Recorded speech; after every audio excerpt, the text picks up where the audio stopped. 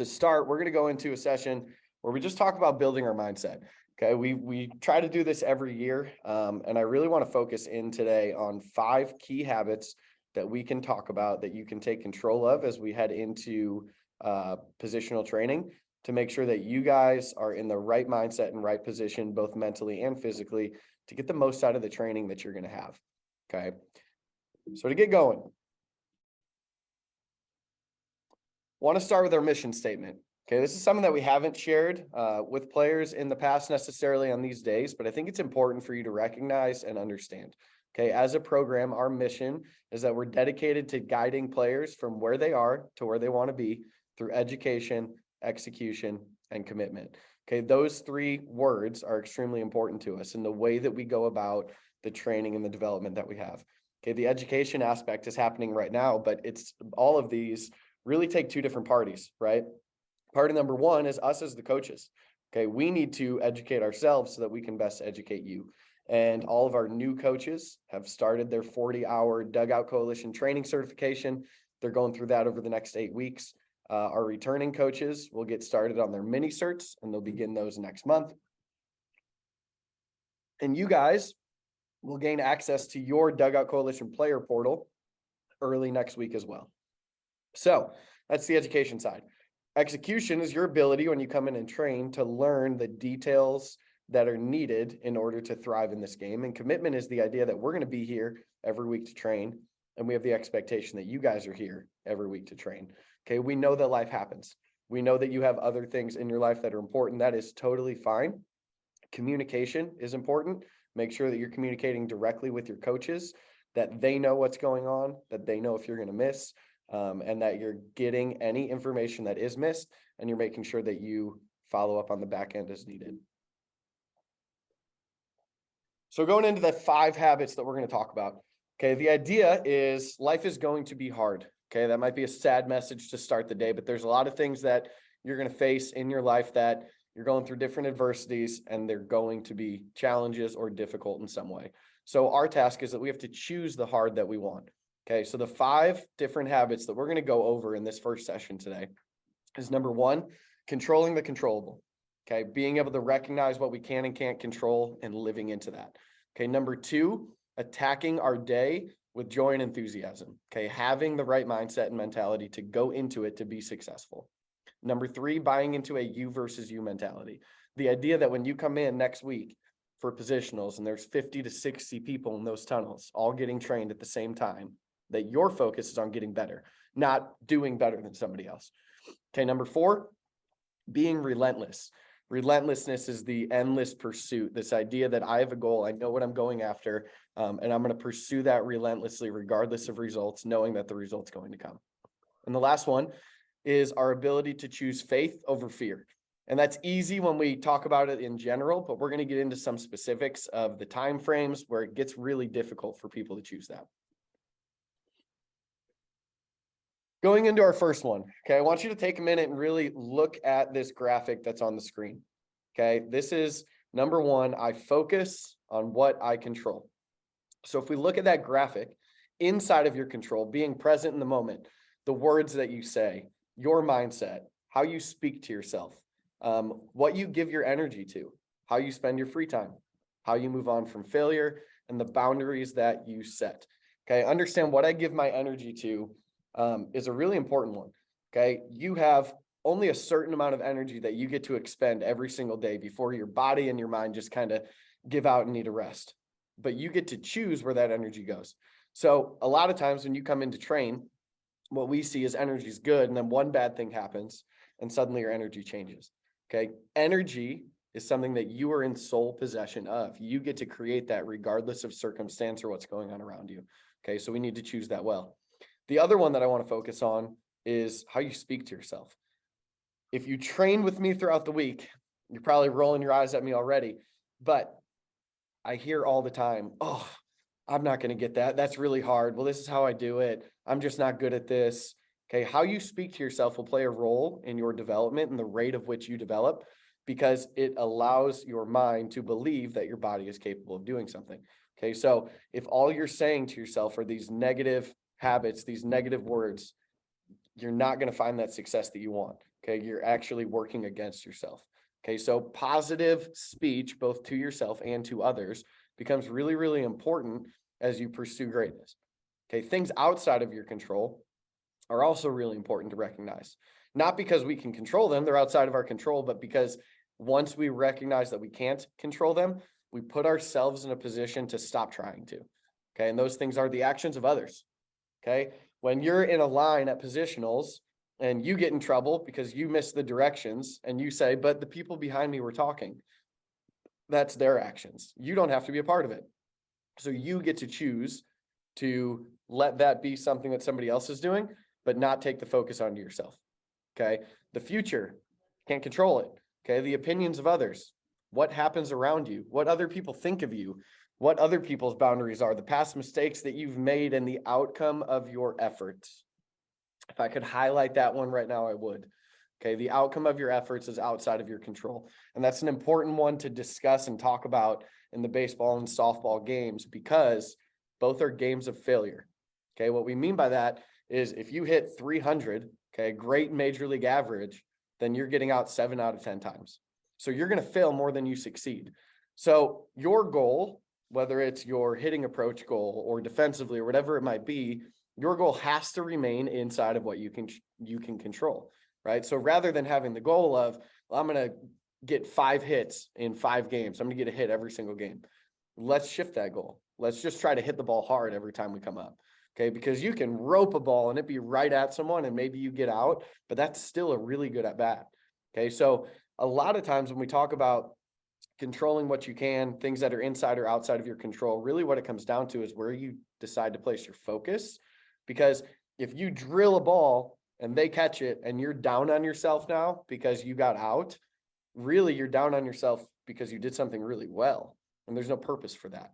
Okay, so the more that we can hone into and really buy into controlling what we can, the easier it is for you to move past the things that maybe don't go your way, but your process was really, really good. Okay, so in this game, our process is going to determine sustainable or consistent outcomes, but we don't get to just choose the outcomes. So our goal is where we can control is just our process.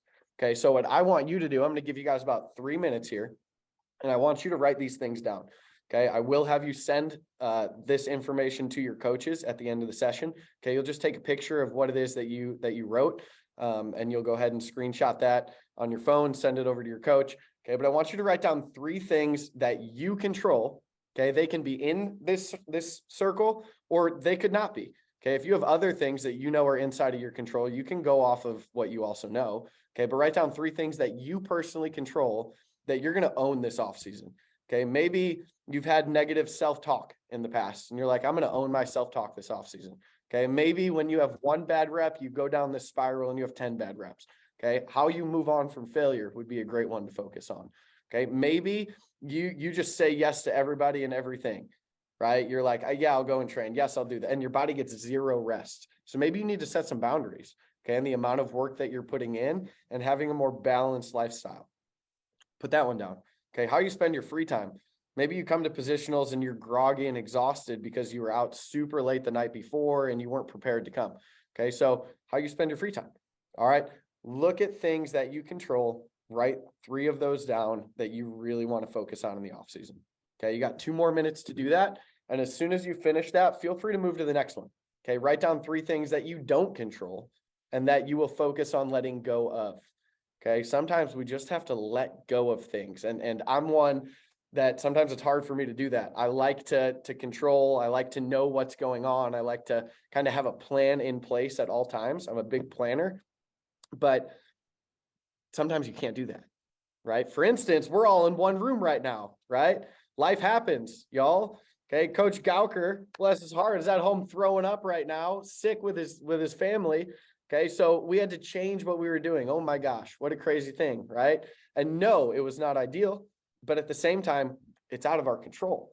Okay, so we have 2 options, right? We could have either canceled the day and make it as terrible thing, or we can support a coach who's sick and we can merge the groups together and we can just adjust. Okay, so write down 3 things that you don't control that you're going to focus on letting go. Okay, I would say for most of you in the baseball and softball world, it's probably one of them is probably your outcome of your efforts. Okay, it's really easy to get stuck on that. Okay. Some of it might be what happens around you. Pitchers, you know that feeling, right? You're just shoving and then suddenly error. Suddenly umpire makes a bad call. Okay. And you give up a couple runs that might show up as earned in the book on a, a bad call by an umpire, a bad read by an outfielder, technically not an error, and it goes against your ERA. Oh, darn. Okay. But you can't control it. So you got to give it away. Stop focusing on it.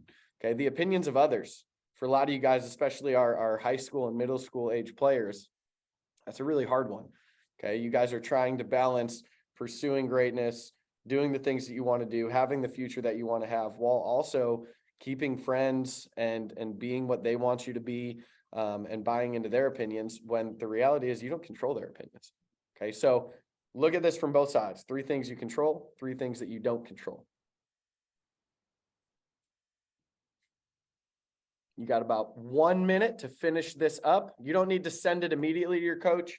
You're going to have some other responses throughout this session that we'll go over. And that when the session is done, I'll prompt you to do that. Okay.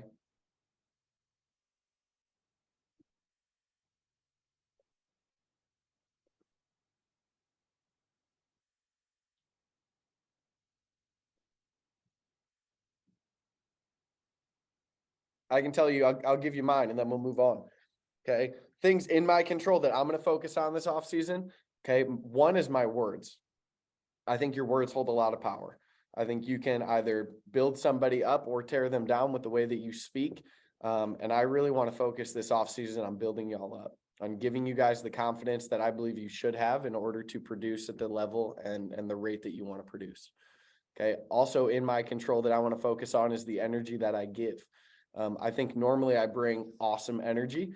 I love what I do. So I'm normally really excited to be there. Okay. But we all have bad days. And I cannot let a bad day change my energy, because you guys deserve my best. Okay. So that's number 2 for me. And number 3 is the boundaries that I set. Okay. I am that person that says yes to everything for everybody and wants to help as much as I can, but I also need to take care of me. Okay. So sometimes I might have to say no. All right. So those are the 3 for me. The 3 things outside of my control that I'm going to let go of. Okay. One of them is what happens around me. Okay. Whether we have 80 people in positionals or 3 people show up. Okay. I'm going to be invested in what's happening in front of me and what I can do. Okay. The opinions of others. Okay. That's one that I've tried to let go for a long time. And I'm going to continue to do that. Okay. I can't control what other people think or say. All right. And then the last one's the future. Okay. We can create our future by owning our present moment, but I'm not focused on the future. I'm focused on now. All right. So those are the ones for me, if I were to give my feedback. Okay. Move into the next slide.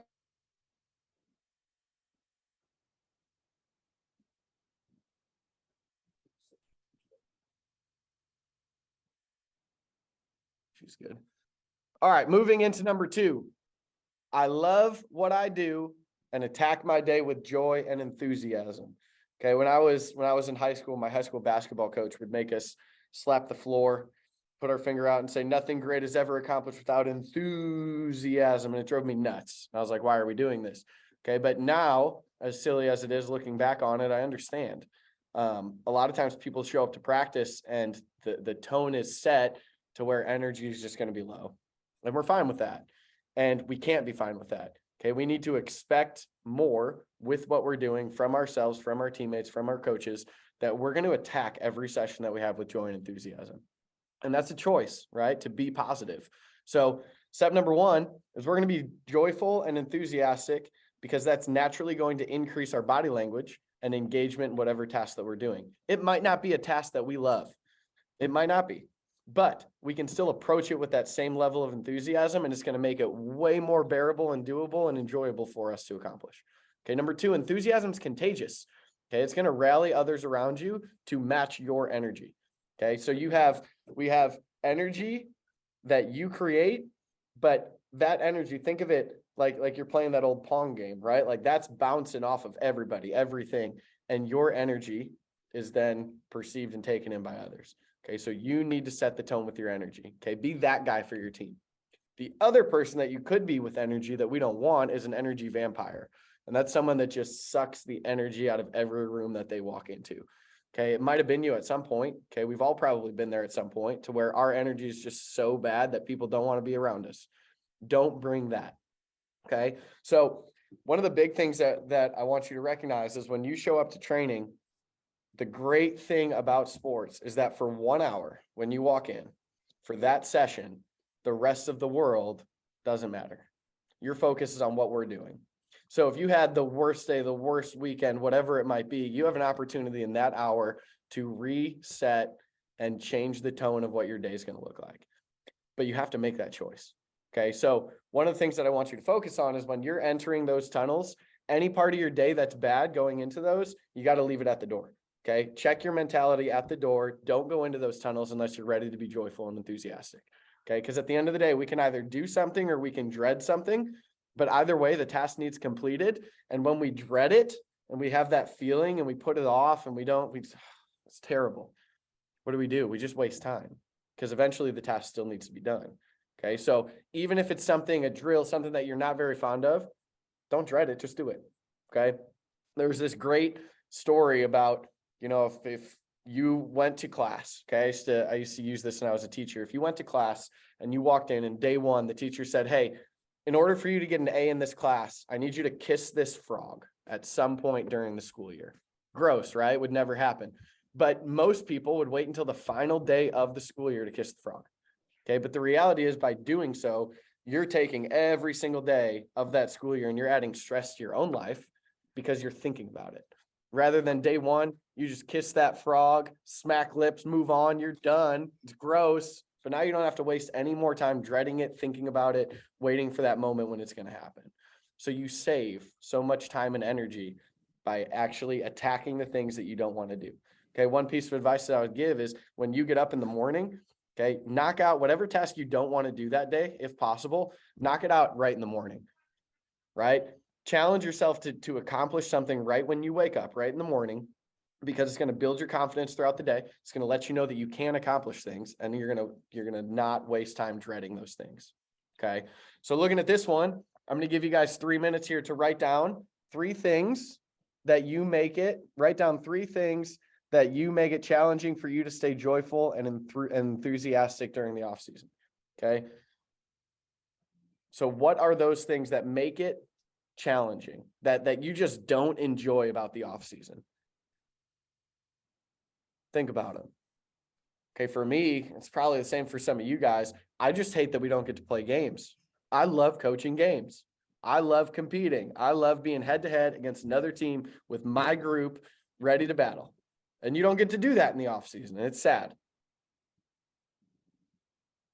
But think about it. What else for you? Being outside in the sun. That's always a nice one. Getting to travel a little bit. There's some good ones. But write those things down. You got about 1 minute left to write down the 3 things that make the off season challenging to stay joyful and enthusiastic. Sometimes it's just monotony. There's only so many different ways that you can package the same drill. Sometimes you just got to continuously repeat and do the same drill over and over because it's helpful, even if it's monotonous and boring and you don't want to do it.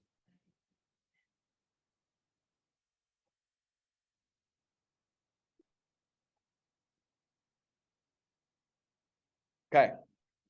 Now that you have those 3 things written down, feel free to continue writing them if you're not done. I want you to write in giant letters underneath this, 3 letters. I-L-E.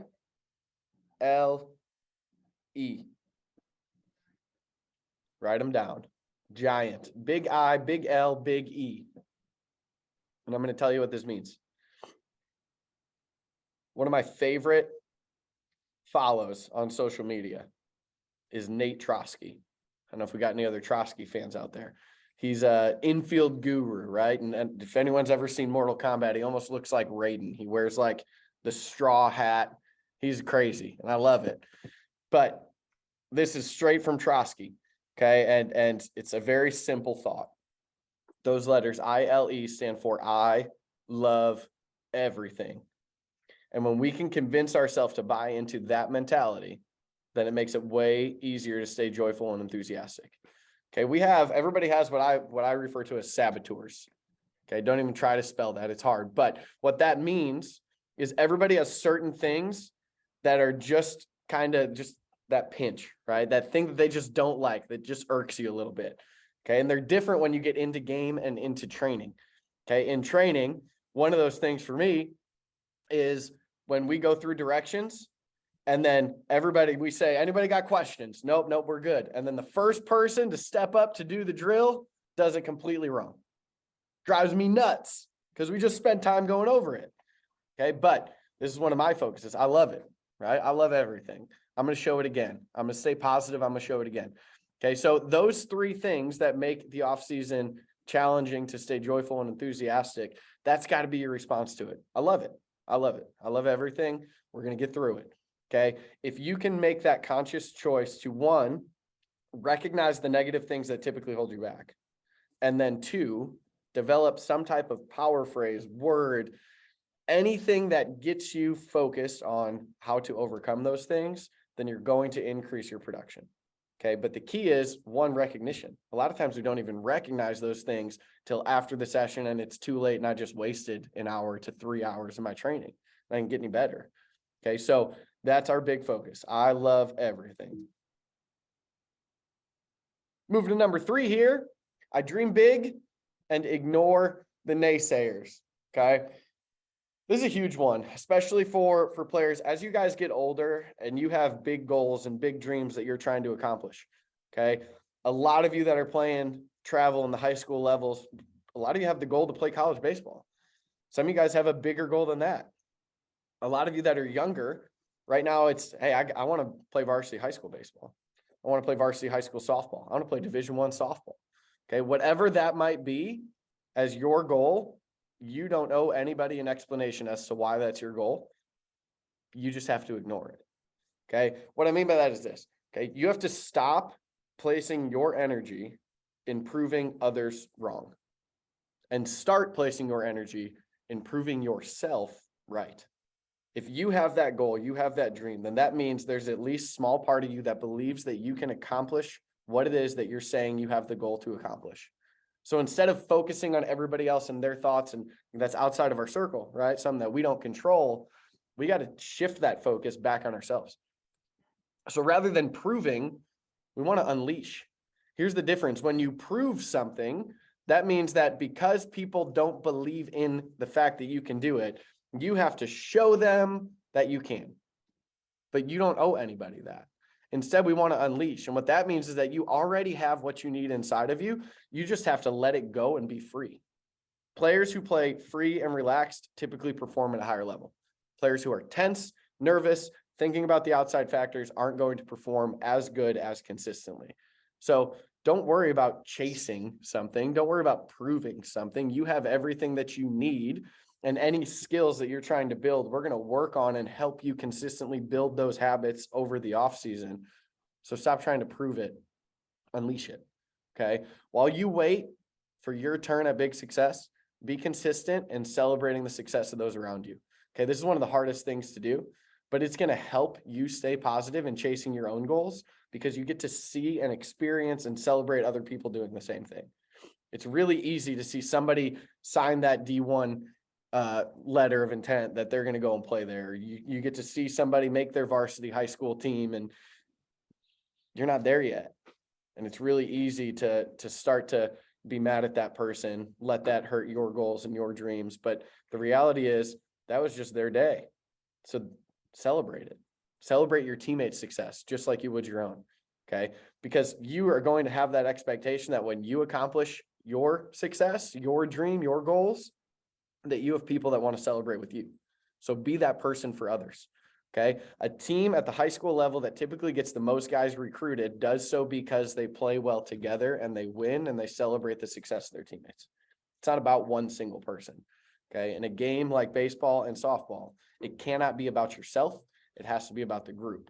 So celebrating success allows you to have the mentality to continue to dream big, to continue to ignore the naysayers, because you're surrounding yourself with people who also believe in the success that you're capable of.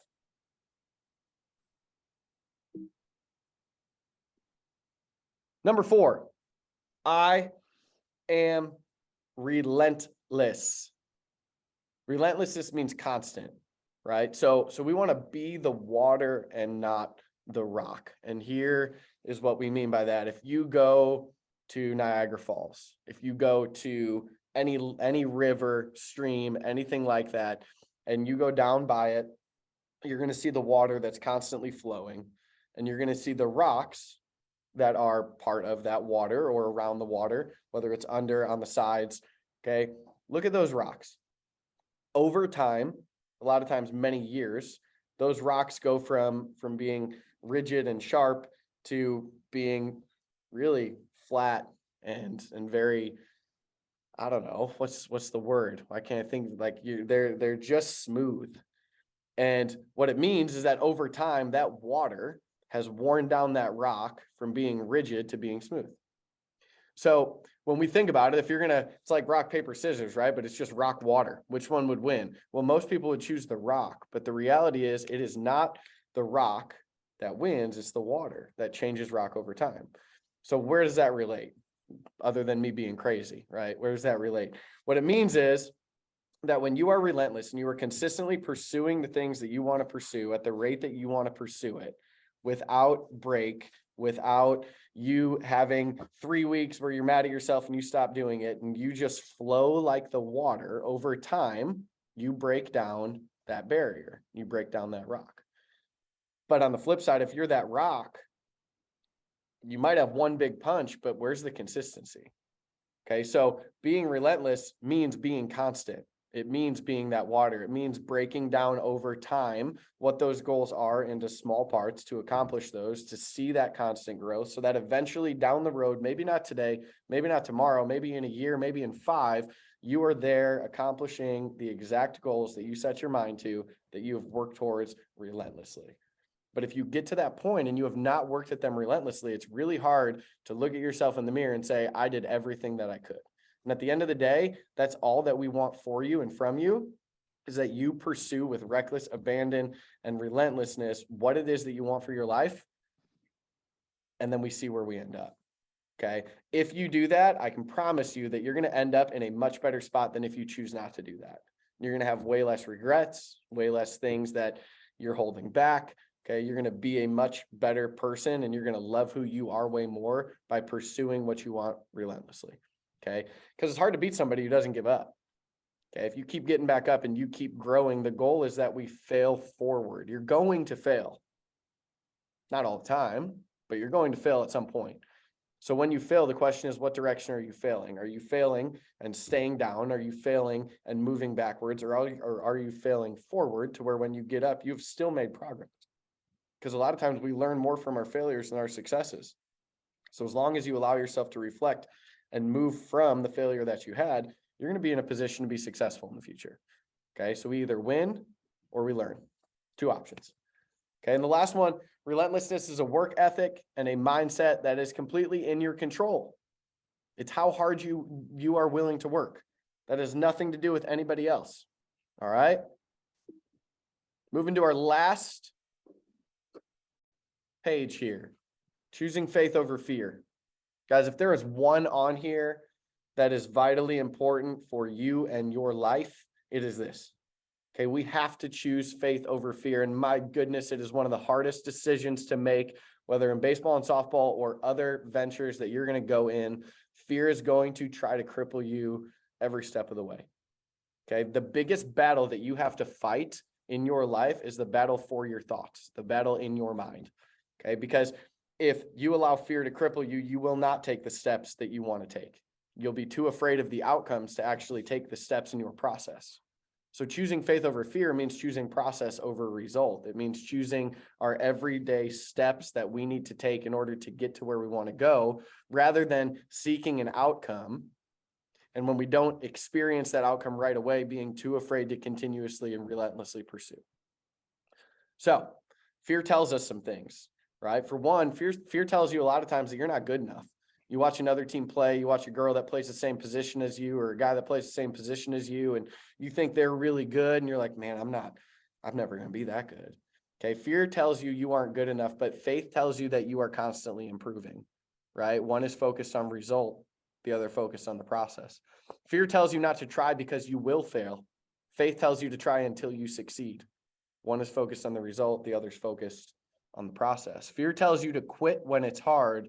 Faith tells you to choose your hard, right? One is focused on the result, the other the process. Choosing your hard is one of the most important things that you can ever do in your life, because there's a lot of things that are hard, right? Training every single day is hard. Using your membership and coming into hit on your own 3 times a week is hard. Going to infield and speed and agility and hitting back to back to back is hard. But so is being on the bench all summer because you didn't get any better. So is losing a lot of games because you didn't get any better. So is striking out 50 times in summer because you didn't get any better. The question is, which hard are you willing to choose? Which one are you willing to endure and trudge through in order to get the results that you want? And the answer is, I love everything. I will train, I will pursue, I will do the things that I need to do to get to where I want to be, because life is going to be hard, and I'm going to choose the hard that positions me to own my process and live into the future that I want for my own life. But it's a choice. Okay. So fear tells you to quit. That's result-based. Faith tells you to choose, process-based. Fear tells you to take the path of least resistance. Faith tells you to pursue the path to the future that you have designed for yourself. Nothing great is accomplished without enthusiasm. Nothing great is accomplished without the work ethic that we need. And at the end of the day, if we cannot own our process and we're solely focused on the results, we will quit before we see the result that we want. It is not the person who falls in love with the destination that actually gets there. It's the person who falls in love with the process, because they will continue on their journey longer, enjoying all of that, knowing that their destination is just the culmination of everything that they've put together. So again, our 5 habits: control the controllable, y'all. Attack everything with joy and enthusiasm. It is you versus you. Be relentless, and faith over fear. If you can own these 5 habits over the positional sessions and your team practices, I am telling you, you will have a transformational offseason, whether that's mentally or physically, because you're going to go about it the right way and with the right attitude. It's hard to do on a day-to-day basis. So allow your teammates and yourself and your coaches to check yourself on this. Sometimes we all need that. Okay. Understand that people want you to be better. And what that means is sometimes that means calling you out. Sometimes that means complimenting you, but sometimes that means saying, hey, you didn't control your controllables. So I need you to be better. Take that as coaching. Okay. We can all get better from those things. If you have questions, want to dive deeper into mindset training, this is my info. Would love to do that. I'm excited to talk more mindset with you guys. We have, one more. We're going to go into some non-negotiables today, but we'll get into more in block or session 2 and 3 of our mindset training on those other days. I love talking mindset. I think it's one of the most undertaught and most important pieces of any young athlete. And if you ever have questions, I am all ears for players, parents, whatever that might be. Would love to have you guys reach out if you have those. Okay. Here's what I want you to do. You have, let's see, it's 10:41, 4 minutes to take a screenshot of the notes that you took. And if you didn't take notes, that's okay. I would highly encourage you to do so. But if you didn't, write a synopsis. That's a big word. Okay. Write a little reflection of what you learned from this session. What are your big takeaways? And send that over to your coach. Okay. If you're with your coach, I know some of our teams are together. You can use these 4 or 5 minutes to just discuss as a team, if you guys are all in one place, of some of the big takeaways that you had.